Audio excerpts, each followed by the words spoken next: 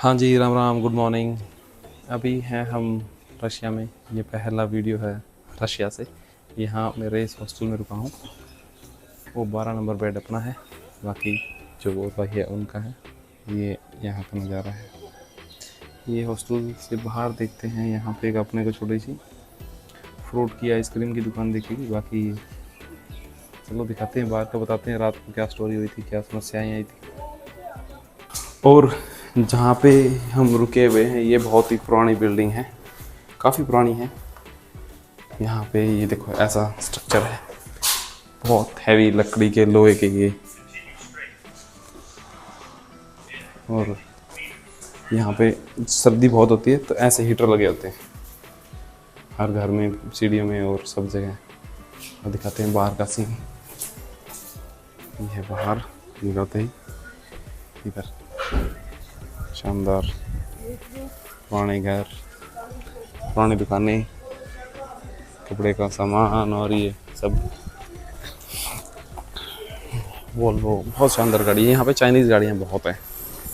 और ये है जो मेन हॉस्टल के बाद स्ट्रीट है वो है। अभी मैं जा रहा हूँ, एक गणेश नाम से रेस्टोरेंट है, वहाँ पे कुछ खाना पीना खाते हैं। सर दुख रहा है, खाना चलो ठीक है, हम घर पे खाना खाने के बाद एक दवाई लेते हैं, उससे पहले भी लेते हैं, वो नहीं मिल रही। और वो है चाय चाय वहीं मिलेगी ज़बरदस्त इंडियन स्टाइल वाली, तो ही मज़ा आएगा, तभी सर दर्द ठीक होगा। और फिर सिम कार्ड वगैरह लेते हैं। यहाँ पे काफ़ी बड़ी मार्केट है। तो जिस एरिया में रुका हूँ वहाँ पे ऐसी पुरानी बिल्डिंग है, लगभग यहाँ पे पुराना स्ट्रक्चर बहुत ज़्यादा है। कुछ उन्होंने कवर कर रखा है, कुछ डेवलप कर रहे हैं कुछ। ये देखिए बहुत बड़े बड़े देसी फ्रूट अपने वाले। यहाँ के रोड वगैरह है ना, जो मेन स्ट्रीट वगैरह बहुत ज़्यादा खुली है, बहुत ही शानदार है। ये देखिए कितना शानदार व्यू है, बहुत ज़्यादा खुली है बहुत।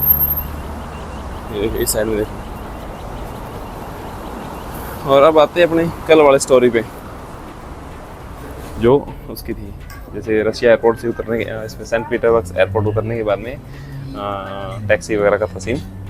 तो वहाँ पे सबसे बड़ी प्रॉब्लम है, सिम नहीं देते आपको। इंडियन पासपोर्ट है या फिर किसी भी फॉरेनर का है तो सिर्फ रशियन पासपोर्ट पे सिम मिलती है। चलो वो तो ठीक है। उसके बाद में वाईफाई कनेक्ट नहीं हो रहा, उसके लिए रशियन नंबर चाहिए। तो वो तो ऑप्शन खत्म हो गया, टैक्सी बुक करने वाला तो अपने आप फिर रहता है। टैक्सी बाहर आया तो मिला एक आदमी, और मेरा वाईफाई कनेक्ट होता ना तो मैं किसी लोकल भाई है इधर उधर उनको फ़ोन करके टैक्सी बुक करवा लेता, कोई दिक्कत नहीं। लेकिन वो हो ही नहीं रहा था, बस कोई ऑप्शन नहीं। फिर उसके पास आया, उसको दिखाया एड्रेस, तो उसने बोला कि ये तो इतना है। मैंने पहले देख रखा था कि इंटरनेट पे 22-25 किलोमीटर के आसपास है। तो उसने बोला कि भाई आपके लगेंगे 35 US डॉलर। ठीक है, रूबल्स की बात आई तो उसने पहले तो बोला 2000 के आसपास समथिंग, फिर 2500 बोलने लगे कितने लगे। मैंने कहा चलो ठीक है, रात का टाइम है, 3 बज गए थे। तो वो स्टोरी अलग है, वो भी बताएंगे आपको। तो वो टैक्सी वगैरह का होगा सीन, बैठ गए। उसके बाद में बोला मीटर सिस्टम। मैंने कहा रहने दो, कोई दिक्कत नहीं, 2500 फिक्स है, वो ले लेना, 35 डॉलर बनते ले लेना, कोई दिक्कत नहीं। कह रहा ठीक है। उसके बाद में निकला वहाँ से, देखा लगभग 35 से 40 मिनट लगी। नींद आ रही थी बहुत खतरनाक, 2 दिन से ढंग से सोया भी नहीं। और उससे पहले का स्टोरी था कि जैसे इमिग्रेशन पे आया तो उन्होंने पासपोर्ट लिया, जैसे नॉर्मल उनकी ड्यूटीज़ होती है, जैसे पासपोर्ट लिया, चेक किया, स्टैम्प लगा दिया, नहीं, बोर्डिंग लिया, एक पेपर साइन करवाया उन्होंने। और वो मेरे केस में हुआ था, और मेरे से 2 लड़के पहले थे, उनके साथ गया था, और बाकी साथ किसी के साथ नहीं हुआ है। तो उनको तो जाने दिया, मेरे को वो उसको बोलते हैं इमिग्रेशन वाइट कार्ड ऐसे कुछ करके था वो, तो वो दे दिया उन्होंने और वो चले गए। मेरा टर्न आया तो मेरे को बोले कि भाई चल अब मेरे साथ आओ, आपका पासपोर्ट चेक करना है। पासपोर्ट उसने बहुत गौर से चेक किया उस टाइम जब मेरा इमिग्रेशन हो रहा था फर्स्ट टाइम। फिर मेरे को चले गए लेके एक सीक्रेट रूम सा था वहाँ पे, मतलब वो कस्टम वालों को था, इमिग्रेशन वालों को था, जहाँ पे बिठाया। उन्होंने पूछा, बहुत फ्रेंडली थे, और मतलब आधा घंटा वहाँ बिठाया रखा, पूछी चीज़ें उनको। उन्होंने फ़ोन की गैलरी चेक की, किस होटल में रुकने वाला, कितने दिन का, वो भी सारा उन्होंने नोट किया। फ़ोन में हिडन गैलरी है वो भी चेक की, क्या है क्या नहीं, कौन सी वीडियोज़ रखते हो और क्या पर्पज़ है, मतलब सारी चीज़ें उन्होंने क्लियर की। उसके बाद में नेक्स्ट स्टेप था उनका, लास्ट जो है कि आपके फ़ोन का IMEI नंबर जो होता है वो नंबर हमें लेना है, ले सकते हैं सिर्फ एक फ़ोन का ही। कह रहा है हाँ ठीक है ले लो। उन्होंने वो नंबर नोट किया। फिर उन्होंने 2-4 बातें और पूछी कि आपके पास कपड़े कम लेके आए हो, वहाँ पे सर्दी ज़्यादा है और ट्रैवल कैसे करोगे। वो चीज़ें भी मैंने क्लियर की कि भी हाँ लोकल एजेंसी देखूँगा, वो बुक करवाऊँगा फ्लाइट वगैरह, कपड़े भी यहीं से लूँगा, वहाँ जाऊँगा। फिर मैंने उनको बोला कि मेरा पर्पज़ है जो वीडियो बनाने का है, मैं यूट्यूब पे वीडियो बनाता हूँ, मतलब वीडियो बनाता हूँ, अपलोड करता हूँ, ये सीन है। तो बोले कि अच्छा फिर यूट्यूब दिखाओ, यहाँ पे चलता ही नहीं है, और इंस्टाग्राम वगैरह। उनको एक मेरा जो कार्ड था, विजिटिंग कार्ड हो दिया, देखा उन्होंने और सारी चीज़ें हो गई सही। फिर लास्ट में फ्रेंडली तो पहले ही थी वो, मतलब अच्छा बिहेव था मैडम का। फिर बोली कि गलत वीडियो मत अपलोड करना, अच्छी चीज़ें दिखाना जहाँ पे भी जाओ। अभी not in Russia, outside of Russia, wherever you go, shoot the nice clips and upload that. मैंने कहा ठीक है। तो वो चीज़ें भी हो गई। उसके बाद में मेरे को कहा कि आप वहाँ ही जाके बैठ जाओ जहाँ पहले बैठे थे आधे घंटा, फिर आपसे आके मिलते हैं। मैं बैठा रहा 15 मिनट 20 मिनट, आधा घंटा हो गया, नींद आने लगी। मैंने बैग लगाया और सो गए। फिर 3 घंटे बाद में ऑफिसर आया, बहुत सारे पासपोर्ट लेके आया। वहाँ पे मैं बैठा था तो 5-6 थे, और उसके बाद में कम से कम 18-20 लड़के या लेडीज़ वगैरह जो भी है ट्रैवलर्स इकट्ठे हो गए थे। फिर उन्होंने एक एक करके नाम बोला। हम 2 इंडियन थे, एक लड़का और था, वो शायद इधर था, पश्चिम बंगाल साइड का था। एक मिनट, हमारा सभी को लेके गया और सभी का इमिग्रेशन हो गया। लास्ट में बचे हम 2। फिर लास्ट में से पहले नंबर मेरा आया। पूछा उसने दोबारा कि भाई कोई झूठ तो नहीं बोल रहा है ये, नॉर्मल क्वेश्चन से बता दिया। फिर उसने स्टैम्प लगाई और कहा हैप्पी जर्नी। ठीक, ये था इमिग्रेशन का सिस्टम। बहुत ज़्यादा स्ट्रिक्ट है, बहुत ज़्यादा। कह रहा है ना मॉस्को में, मॉस्को से यहाँ पे बहुत ज़्यादा स्ट्रिक्ट है। मॉस्को का खैर पता नहीं, लेकिन यहाँ पे बहुत ज़्यादा स्ट्रिक्ट है। और उसके बाद में जो चीज़ थी, भाई ने बिल्कुल मसूरी सी दी बीच में। और उसके बाद में जो चीज़ थी, हॉस्टल पहुँचने के दौरान, तो हॉस्टल पहुँचते ही मेरे पास, जब मैं बाकू में था तो फ़ोन आया था कि मैं हम हॉस्टल से बोल रहे हैं, जैसे आपने बुक किया है, अभी ये बात है। वो नंबर साइप्रस का था, जैसे कि फ़ोन में दिखाया। तो मैंने आके कहा कि भी ऐसे ऐसे मेरे पास फ़ोन आया था और ऐसे ऐसे मेरा रूम बुक है।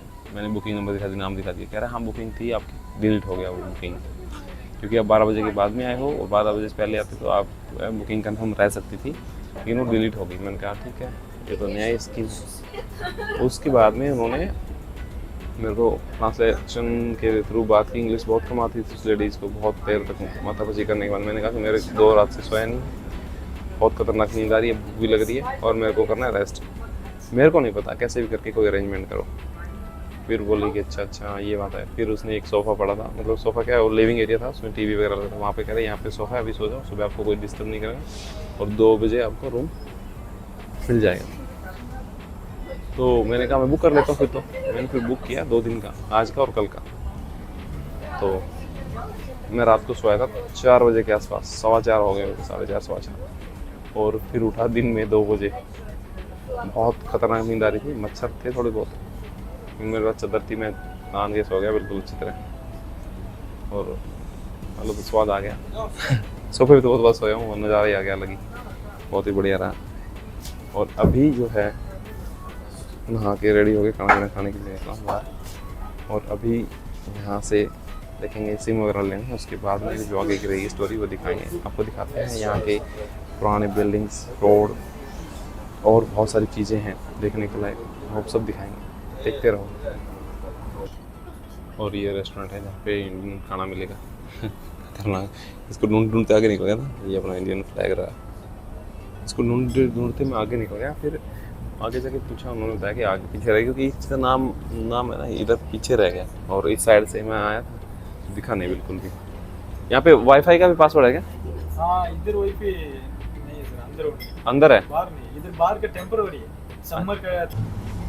यहाँ पे भी वाईफाई की सुविधा है नहीं, बाहर से ही सिम लेनी पड़ेगी इधर मेट्रो के पास से।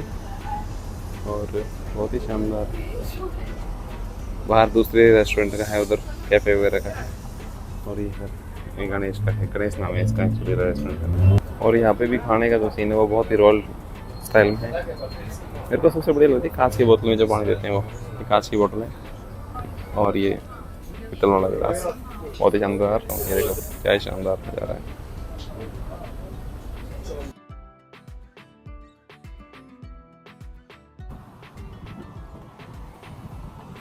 खाना खाने के बाद में भी मैंने करवाया है डॉलर कन्वर्ट, और अभी मेरे को लेनी एक सिम कार्ड। तो भाई ने बताया था कि MTS वो नहीं है यहाँ पे, एक दो जगह पूछे MTS वाले दे नहीं रहे हैं, कह रहे लोकल पासपोर्ट होना चाहिए, पता नहीं क्यों ऐसा मेरे साथ ही क्यों होता है। दूसरे बाद में उसके बाद में अभी मेरे को मेगा फ़ोन है, यहाँ पे कोई मेगा फ़ोन करके है, उसकी सिम लेनी है। अब वो कर रहा है रेडी, उसको समझा रहा है, पता नहीं क्या हमारा रशियन में। सिम लेंगे उसके बाद में आगे की जो रणनीति है वो देखी जाएगी इंटरनेट पे, कौन सी जगह कहाँ नज़दीक है कहाँ दूर है। और बाकी देखो फ़ोन चार्ज करने की कोई दिक्कत नहीं है। ये देखो ये सिस्टम मिलता है, ये पावर बैंक